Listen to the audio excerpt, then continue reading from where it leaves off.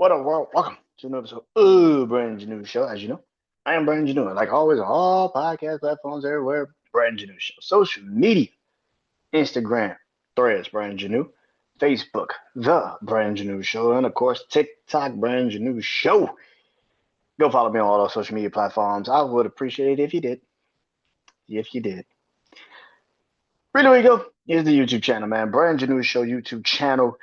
Yeah, man. BrandonJaneauShow YouTube channel, man. Go subscribe, go comment, like the shorts, like the vids. I gotta actually do the shorts of the vids.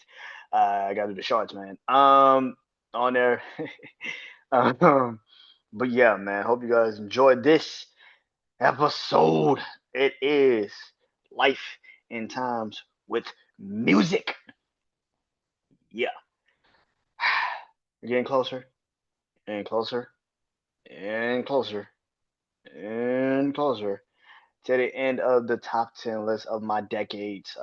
This has been super duper fun, man. I've enjoyed doing this, man. I have enjoyed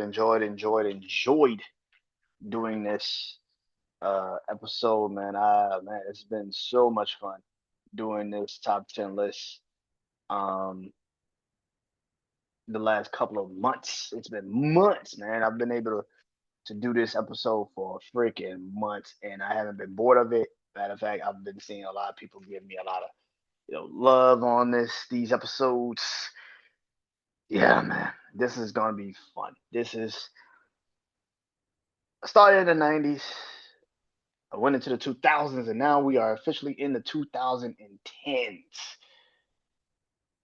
I've done four of these in different genres of music, and tonight it is the fourth one. Or I should say three of these, and now this is the fourth one. And this is rap, hip hop songs, man. The 2010s, man. 2010s hip hop songs. I go from 10 to 1. If you do not know how this list is done, I go to 10. I go from 10 to 1. I talk about each song, um, why I have them placed, why they on the list. If you do not like this top 10 list, then I need you to understand something. I need you to understand something. You can make your own fucking list. It's not that hard. I swear it's not that hard. I swear it's not that hard. Get a piece of paper, get a pen. If you want to even place it on social media, you can place it on social media. It is not that hard. It is not. Let's get it going, man. Kicking off the list, number 10. Kicking off this list at number 10. I don't think I might change this list. This is actually a really good list. As I actually look at it, it's actually a really good list. And I actually like the artists that it's all this whole in. Um, Number 10, Bad and Bougie. Bad and Bougie. I should say Bad and Bougie. Migos, featuring of course Lil Uzi Vert. Migos had some hits before this, of course. They had some hits before that. Hannah Montana, of course, Versace remix with Drake.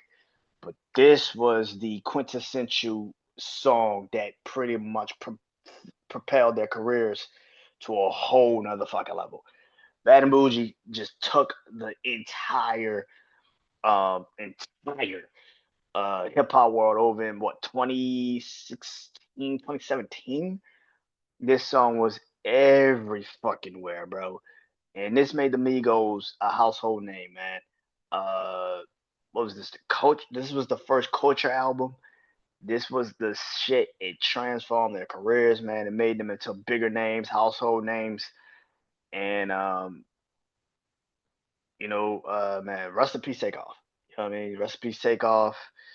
Um, the fact that Quavo and Offset are not still a group, it just adds fucked up.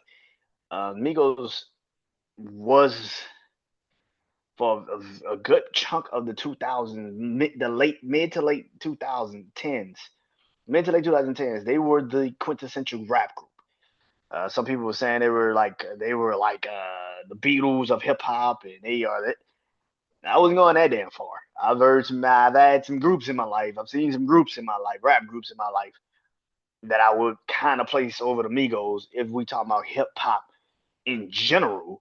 But for what their impact was in the mid to late 2010s, man, I cannot sit here and act like they don't deserve to be on this list. And Bad and Bougie was that song that definitely took them to another level. So at number 10, it is the Migos with Bad and Bougie. At number 9, Perks Calling, Future. Now I know there's gonna be a controversial one for some of y'all. What? Stick talk? What? Much madness? What? Wicked? What? Mask off? What you mean, B? Why are you putting Perks Calling? Perks Calling is a personal favorite of mine. I fuck with Perks Calling. I think it's one of my favorite Future songs. It literally is one of my favorite Future songs. I fuck with Stick Talk. I fuck with, I fuck with Stick Talk. I fuck with Married to the Game. I fuck with all them songs that Future has dropped. Future's another one. Future's one of the last few rappers that put out mixtapes and it actually had cultural impact. Like like this is the thing that has actually hurt. Um, that has definitely hurt hip hop in the last couple of years.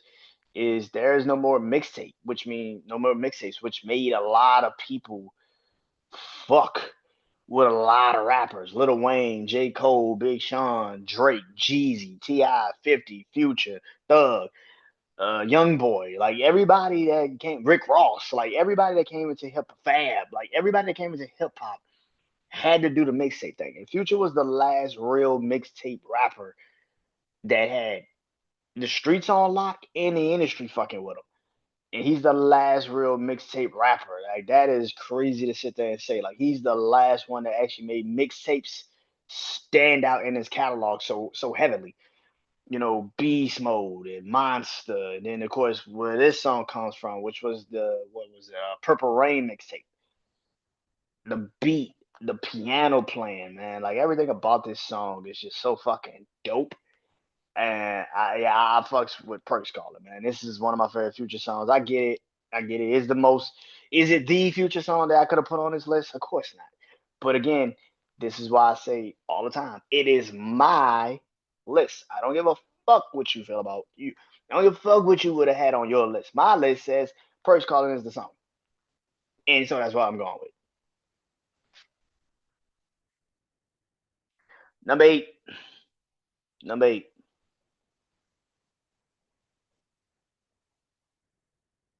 Moment for Life. Nicki Minaj featuring Drake. Pink Friday is a classic. Pink Friday's album is a classic. Nicki Minaj has a classic album. Pink Friday is a fucking classic. Anybody that sits up here and tries to tell you that Pink Friday was not anticipated, was not talked about, was not pushed to the fucking moon, was not given all of the respect and love that it deserved, you are out your fucking mind. And this is one of those songs that became a very, very standout on his album. Moment for Life with her and Drake was the shit. It was the shit. It's one of my favorite songs by her. It's my favorite song by both of them. One of my favorite songs by both of them. I think it's the beat. I think it's the verse. I think it's everything about it. Then Drake comes in at the end. Like everything about that song feels like you are witnessing two young artists coming up in the game together and finally getting a chance to show everybody what they're made of. It's crazy to think after almost a decade later, damn near, fuck, 15 years later, damn near 15 years later, because next year it will be 15 years since this fucking album came out and this song came out. That is nuts. That it will be 15 fucking years next year. Holy fuck. Damn, I'm getting old. Lord have mercy. But Moment for Life with her and Drake, just that shit is solidified, bro. Like I don't know what the fuck you want me to tell you. This was a graduation song when I was a kid. Like you got to realize, like when we were graduating around this time, Moment for Life was being played at graduations and shit. Like I don't think people understand. Like, yo, Moment for Life was that shit, bro. Like, yeah, man. And her and Drake was at that time, early 2010s, nobody was touching them. No one. Number 7, Sycamore. Travis Scott featuring Drake. Are y'all seeing a trend? I was just wondering. Have y'all seen a trend? Are y'all seeing a trend? I started with. Are y'all seeing a trend? Are y'all seeing a trend here? I'm just saying, yeah, just something to be aware of, because this trend might continue. Just something to be aware of. Sycamore is at number 7. Travis Scott featuring Drake, man. Astro World Project was very anticipated. Extremely anticipated. And when that album dropped, it lived up to the hype. I would say that is probably one of the last albums that actually lived up to the hype when it dropped. Um, Travis and Drake make fucking hits. And that's not even a joke. I would say Meltdown is probably the worst one between those two. And even Meltdown is somewhat of a hit. Like if you listen to, yeah, I don't really like Travis Scott part on it. Drake kind of killed it, but I don't really like Travis Scott part on that shit. But yeah, it's not for Travis Scott part is not for me. But the Meltdown verse with Drake on there, yeah, it's hard. What on company on company on if you're reading this, it's too late with them two on it. Fire. Of course, Sycamore. Fire. Fair trade. Done deal. Like everything about them two together makes sense. Sycamore though is the one that just I don't know. It just took it out of here. I don't know what happened. Like that song, the first time you hear you hear it and it's already something. And maybe it's because of DJ Academics, and I'm gonna give him his credit right here. DJ Academics, when he was listening to this shit on his stream, and he's like, "All right, this next one is called Sicko Mode," and then Drake voice came out, I was like, "Oh." He sold that fucking song that day. That day he sold that song. They could have easily just left it as that. Like the way he sold that song, it felt like that. The moment you heard Drake's voice on that song, you're like, ooh, wait a minute now. Wait a minute. Hold on. Wait a minute. Hold on. Stop the process. Some shit about to go down. And then the beat at the beginning for Travis, and then the beat that switch up for Drake. Oh my god, yeah, man. That whole I want people to understand something. Seeing these two perform this shit in person is a moment, bro. I got a chance to see these two perform Sicko Mode actually in person. I wish I still had those videos from that show. I think it was the Drake and Migos show. I wish I still had them videos from that show, bro. Like I don't have it in this phone. It's in my old phone that I used to have. That fucking concert was fucking legendary, bro. Everything about that show. But Travis came out and performed Sicko Mode with Drake. Bro, you could feel the fucking ground shake. I'm in the You could feel the ground shake, bro. That shit was, yeah, man. Being in that building that night when them two performed that song, oh my god.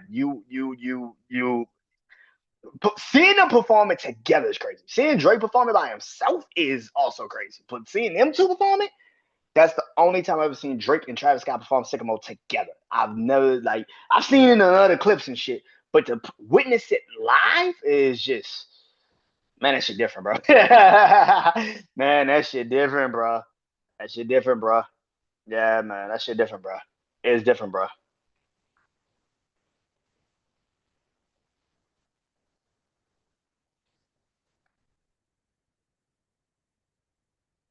That was number 7. Sycamore was at number 7. And number six,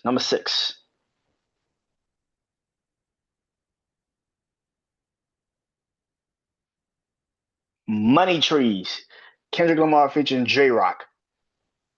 There's a lot of talk, right, about what is Kendrick's best album, right? Personally, I like Damn. I like Damn a lot. I get why, a lot of people will say To Pimp a Butterfly is a great album, but I think it's universally agreed on that Good Kid, Mad City is probably his best album. Yeah, like Damn is fire. To Pimp a Butterfly is definitely respected, but Good Kid, Mad City might literally be his best album. Like, and I'm not even trying to like I fuck with Kendrick. even before the beef and after the beef, I still fuck with Kendrick. I just his fan base is just oh shit. Like the fan base is just oh shit. Like I don't like hypocritical motherfuckers. That's all I don't like hypocritical ass people. Well, you can easily call out somebody for one thing, but then it completely ignore the fact that the nigga that you love so deeply, does the same shit. And yet you gonna sit here and act like, but it's okay for him to do it. No, nigga, you can't have morals for one and don't have morals for the other. That don't match. That don't match. You can't tell somebody how to move. You can't tell Drake he needs to do like this, and then you tell Kendrick like, oh, you can do whatever. Like, what the fuck? Wait a minute now. Wait a minute, nigga. Like, if you have a moral compass, have a moral compass for all. Don't just have a moral compass for one person because you got told that you need to hold this person to a light. It's like, bitch, is you stupid? Come on, now. But anyway, money trees, money trees by Kendrick and J Rock is fire. Money trees by Kendrick and J Rock is fire, and it's dope as fuck. J Rock's verse on that bitch is just I don't even know the girl's name that and Wise and Wise. I think sings on the hook, bro. That whole song is fire. The beat, the beginning of it, it feels like you about to get taken on a journey through a song. Everything about that fucking song is fire, bro. That whole song, that whole beat, everything about it. From the production to the verses to the the hook, the song. Oh man, everything about that shit. Everything. Everything about Money Trees is just fire. Fire. I could have put a bunch of songs on here from Kendrick, but I feel like Money Trees just fits better. It just fits. It just fits, man.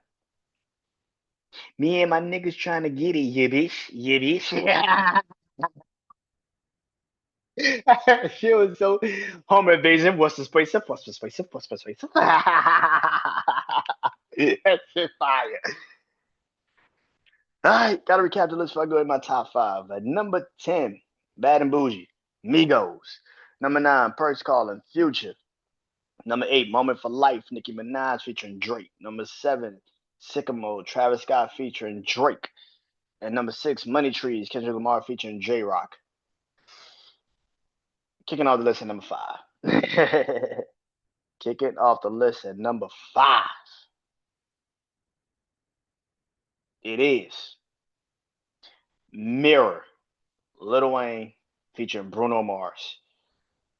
Mirror is fucking GOAT. It's goated, bro. The Carter 4 project was so anticipated, especially when Lil Wayne got arrested, went to prison, and then he was coming out. A lot of people didn't know if Wayne could put out another classic. I mean, also on top of this, this was literally 3 years after the Carter 3 had dropped. And you had around this time you had um, Drake out, Nicki out, you had Young Money come out, you had Young Money come out, you had Tiger starting to bubble up. Like I said, Drake and Nicki. Nicki didn't even. I think Nicki had just dropped Pink Friday. Drake was working on Take Care. like Drake had already dropped Thank Me Later. He was working on Take Care. Like every fucking thing about 2011 was just coming up. Young Money, Lil Wayne. Carter 4 had a lot of hits on there. There's a lot of songs in 2010s that people try to pretend like Lil Wayne didn't smash, but Lil Wayne killed. But this song particularly, when I heard this song as the bonus track on the Carter 4, and I heard Bruno Mars on it, I was like, yeah, this shit hit. I like, yeah, this shit hit. This shit hits. Mirror by Bruno Mars and Lil Wayne, man, is probably one of the best songs that have dropped in the last. Whew, I know a lot of people are gonna think I'm crazy for that, but it's one of the best songs that's dropped in the last decade. It is. Decade plus, I should say. Because you can still go back to it and listen to it. I think it was one of the few times where Lil Wayne was personal on it. It gave people a glimpse into Lil Wayne at the time, personally. And I think also just the fact that we hadn't really heard a lot of Bruno Mars. Well, Bruno Mars starting to do a lot of songs, Lighters with him and Bad Meets Evil, and he had a couple songs like that before, but this was the first time where you just saw two people. Bruno was up on a rise, and then Lil Wayne come out and just give him more of a spotlight. That shit was fire, man. That was a classic song. And Carter 4 is a really great album. Like, if you actually go listen to that album, it's a dope fucking album, dude. So, yeah. Number 4,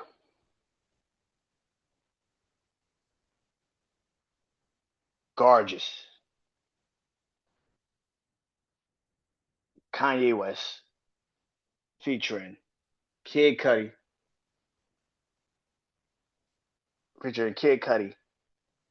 and Raekwon, the motherfucking chef.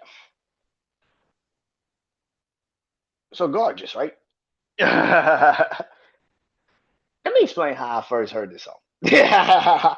I heard this in school. Like, oh, somebody had the new Kanye West album, and that's how you. No, I was in class. Like, my teacher was playing the album, like on the computer, and I heard this song. I'm like, ooh, this shit hard. And I got home, and I started listening to that project, and I was like, ooh. And this song just kept sticking out. It just kept sticking out. Like, the beat, everything about this song. Like, I get Runaway was on here, and Everybody Love Monster, and all the lights is fire as fuck. And Kanye dropped some bangers in the 2010s, but this, for some apparent reason, is it is my favorite Kanye West song. I think it might be my favorite Kanye West song they ever put out. I think everything about this song was just perfect.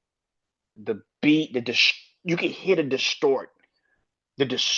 voice. It sounded like you was listening to a phone conversation with Kanye. Like, he was, and then Kid Cudi on the hook. Oh my god, everything about this. And then Raekwon the chef got the fucking piano playing while this man fucking verses going on. Like, bruh, man, come on, man. Come on, man. Come on, man. If you ain't ever heard this song, I don't know what to tell you. I don't know. This was peak production by Kanye. Because people was looking at me like I'm sniffing coke. It's not funny anymore. Try different jokes. Tell them hug and kiss my ass. X and O. And kiss the ring while I gotta do my thing. Oh, man. Act like I ain't had a balancing class in 8 classes. I ain't got it. I'm coming after whoever who has it. I'm coming after whoever who has it. You blowing up. That's good. Fantastic. Back, y'all. It's like that, y'all. I don't really give a fuck about it at all. Because the same people that try to blackball me forgot about two things, but blackballs. That shit was fire. Yeah, nigga. I don't follow Kanye personally, nigga, but the music wise, man, I will always. He one of them. You got to separate the art from the person. It really is that, because the person is an asshole. The person is a complete another asshole. But the music in the mid 2000s, early 2010s, and definitely 2000s, get that man his flowers. Get that man his flowers. Definitely get that man his flowers. The person is an asshole though. Fuck that nigga. But the music, fuck that nigga. But the music can stay. The music can stay. Not this new shit, but the old shit, yeah, that shit can stay. That shit can definitely stay. And this is one of those songs that definitely could stay. Oh man, yeah, I love this song. This is one of my favorite songs by Kanye he's ever fucking dropped. Ever fucking dropped. Number 3, From Time. Drake featuring Janae Aiko. There's a lot of songs I could have picked for Drake in the 2010s, and it would be justified. Yeah, it would be easily justified. Easily justified. I could have went with Unforgettable on Thank Me Later. I could have went with Over. I could have went a lot of songs off Thank Me Later, Fancy, all them shits. I could have went with any song off Take Care. I mean, any song off Take Care, and it would make complete another sense. Headlines, Over My Dead Body, Shot for Me, Shit, the Rod. Rod almost was on this list. I almost put the Rod on here. Underground Kings. The Motto. The Motto could have been on this list. Uh, Hell yeah, fucking right. Him and Wayne. I could have went to some of this later shit. If you're reading this too late, Energy, Back to Back, Charged Up. I could have went with ooh shit. What else? Hotline Bling. I could have went with God's Plan because it did come out in late 2010. Came out in 2018. Could have went with God's Plan. I could have went with a lot of songs by Drake, man. Basically, what I'm saying is I could have went with 0 to 100. 5 a.m. in Toronto. I could have went with a lot of fucking songs by this dude. Do you understand how many fucking songs Drake got that I could have went with in the 2010s? But when it comes to Nothing Was the Same, and when I was listening to all these songs and coming up with this list, those two songs that stuck out to me. Now, one of them is not on Nothing Was the Same, and that's Trust Issues. And I love Trust Issues. That is one of my favorite Drake songs. Uh, if it had came out in the 2010s, Fear would be on this list. I swear to God, if Fear had came out in 2010, I would have put that fucking song on this list, and it'd probably be number 2. Oh, one. I would not lie. It'd probably be 1 or 2 on this list. But when I listened to Nothing Was the Same, which is one of my favorite Drake albums, there's a bunch of songs off that project I can put on here. Worst Behavior, Connect, which I think it's so underrated that it's over. Connect is like the most underrated Drake song I think I've ever heard. It's so fire. Even the first day I heard this shit, because this is when albums used to get leaked on YouTube. First day I heard Connect, I knew that shit was a hit. I knew it was a hit.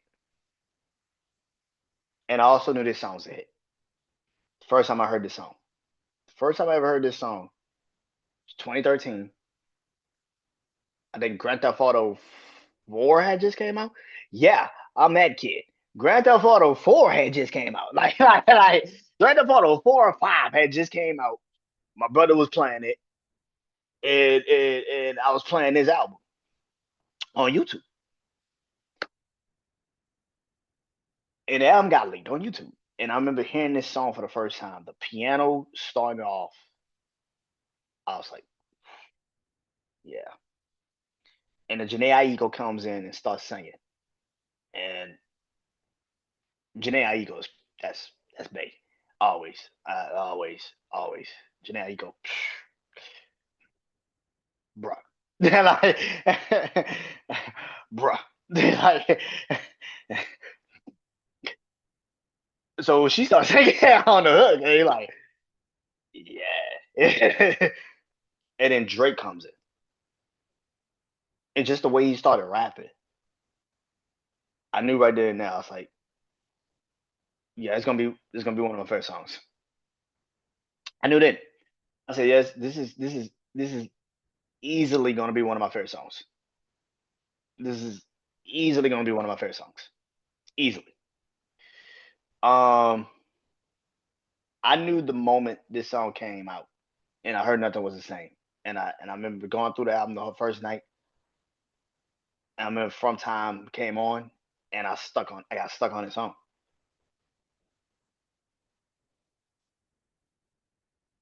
It's something about music like that. I don't know what it is, man. And this is why I say all the time when people try to like talk down on Drake. And I get it, it's the trend now. Talk down on that man. I get it. It's a trend. I get it. I totally understand. But for people that actually lived in the time period where he was dropping music like this, you can't tell me shit about that dude. You can't tell me shit about that dude. I don't give a fuck what you think of him now. In 2013, when this song came out, Nothing Was the Same came out, Take Care came out, Thank Me Later came out. You couldn't tell me shit about Drake. You still can't tell me shit about Drake. like, you still can't tell me shit about Drake. I have went to 3 shows. Yeah, 3 shows First concert I ever went to in my life was the Summer 16 tour with him and Future. This is around when Views first dropped. Views dropped, and I went home. I went to New Orleans, went back home, and we went and watched the Drake and Future show. Me and my brother. And then they came out here, and I got tickets to go see me Drake and Amigos, the Drake and Amigos tour. And then the last tour he just did with 21 Savage. I went to that show. I went to this man's shows 3 times. I really hope and prayed. I wished I would have went way sooner than this. I've seen him 3 times, but I wish I would have went doing nothing was the same time. I wish I would have went if Would You Like a Tour? I wish I would have went during that time. Cause that to see him and Janae perform that song would have been dope as fuck. That's a legendary moment. I wish I had a chance to see. From Time is one of my favorite Drake songs. I know people gonna sit there and say, "Ah, it should have been like this. It should have been this." Hey, nigga, like I always say at the beginning of this fucking list, create your own fucking list. Because if you ask me, when it comes to 2010, From Time isn't the flashy Drake song. It's not the biggest Drake song on the planet. It's not Hotline Bling. It's not God's Plan. It's not 0 to 100. It's not Draft Day. It's not Started from the Bottom. It's not Headlines. It's not none of these songs. You are 100% right. You know what it is though? Great. And it fits the fucking narrative of what Drake is, man. And that is, y'all think he's a bunch of fucking hits. Y'all think he's the pop guy. But in actuality, that nigga got fans because of the songs like Fear, songs like The Ride. Y'all don't understand songs like Karaoke. Like songs like that, bro. That's what made us Drake fans. Y'all think it was the hits. Yeah, the hits are cool. I fuck with them. But the actual songs that made Drake a fucking made people fans of Drake is songs like this From Time. That's what made Drake because his him thinking about the past, going through all of the trials and tribulations, and then realizing like, damn, I really went through some shit to get to this point, and I'm here right now in my life. That's what made you a Drake fan. That's what made me one. And that's why I will never let somebody try to tell me Drake ain't that fucking guy. Are you out your fucking mind? And number two, 2009, Mac Miller. Rest in peace to Mac Miller, man. When I first heard this song, it was right after he passed. Nope, might have been before he passed. Yeah, I might have heard it, but then when he passed, that's when I really heard it. 2009, damn near brings you to tears when you hear it. It damn near brings you to tears. If you fuck with Mac Miller music for real, and you know how dope he truly was, hearing that song is damn near a heartbreaking thing. And then you realize he passed away right after that. Like, man, watching him perform that on Tiny Desk. Oh man, that shit's heartbreaking, bro. Like, ooh, ah man, yeah, man. This is one of my favorite songs, like ever. Bro, that man.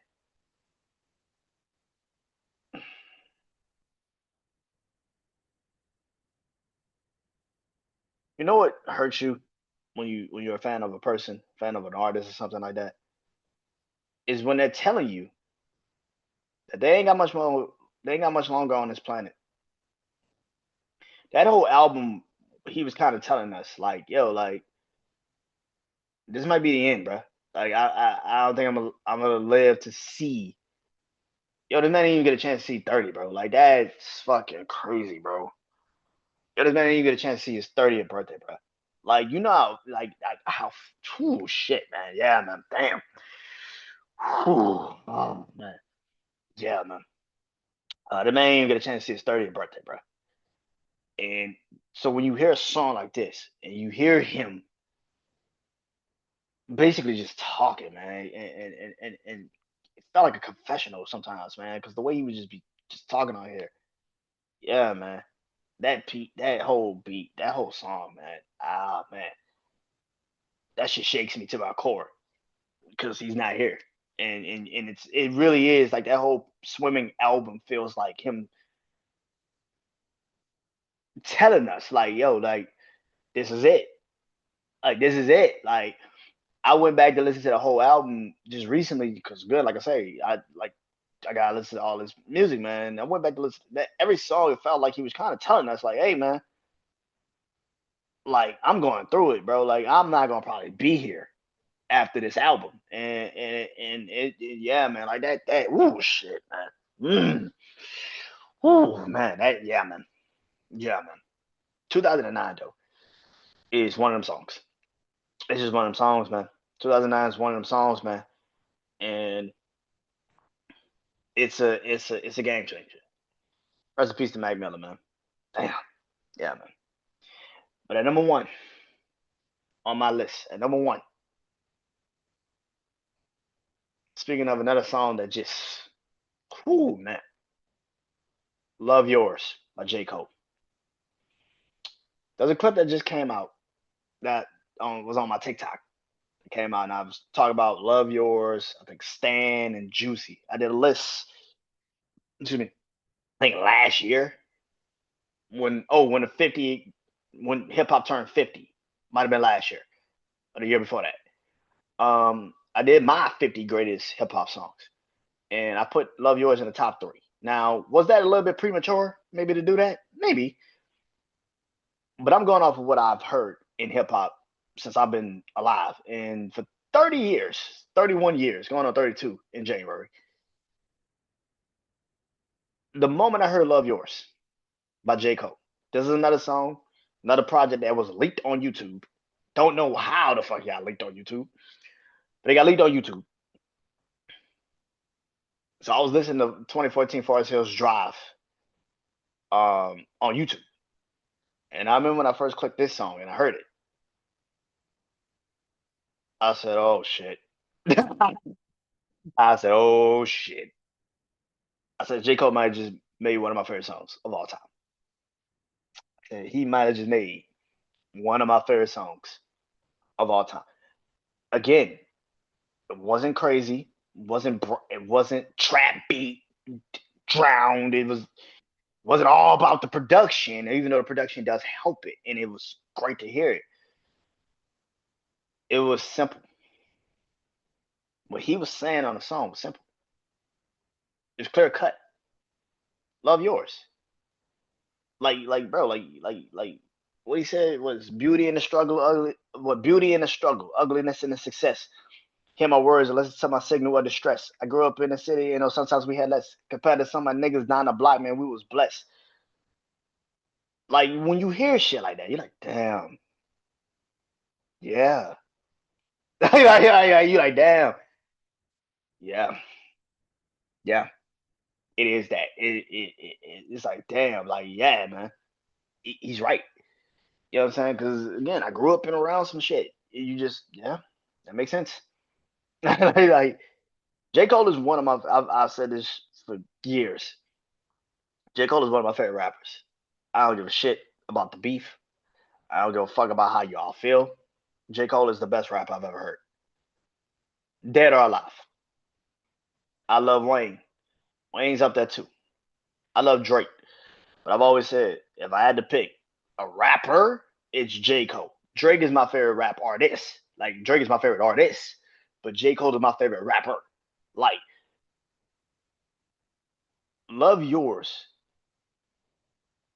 is one of those songs that I just feel like solidifies him. It again, it's not brash, not cocky. It's such a simple fucking song that everybody could just agree to. Like, and then when you hear him actually explain about the concept of why he did the song, he's like, man, I thought fame and success and money and all that shit was gonna bring me happiness, and then out of nowhere, it's like I'm still lonely in this bitch. Like I'm still broken in this bitch. I'm not happy in this bitch. And when you hear him say some shit like that, like, bro, you understand the song even more.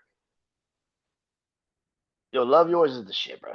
And watching him perform this at concerts, you can feel the crowd immediately start to be like, this shit hard. This shit hard. You can feel the crowd be like, man, this shit is hard. This shit is hard. Yeah, Love Yours. Um, but J. Cole's number one.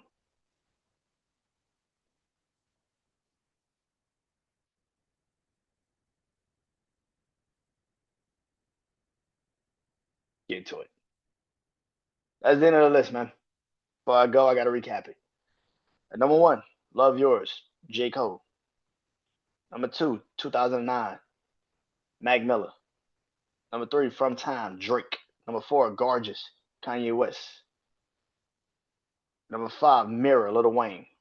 Number six, Money Trees, Kendrick Lamar, featuring J Rock. Number seven, Sycamore, Travis Scott featuring Drake. Number eight, Moment for Life, Nicki Minaj featuring Drake. Number nine, Perks Call the Future. And number 10, Bad and Bougie, Migos featuring Lil Uzi Vert. That is the end. That is the end. And next, take a trip to R&B, man. R&B top 10 list of the 2010s. Who the fuck gonna be on that list? I got some people. Got some people. But that's next week. So tune in. That is it, man. Go listen to all these songs. Go listen to all these artists. Hope you guys enjoyed this list. I'll talk to you guys soon. Peace.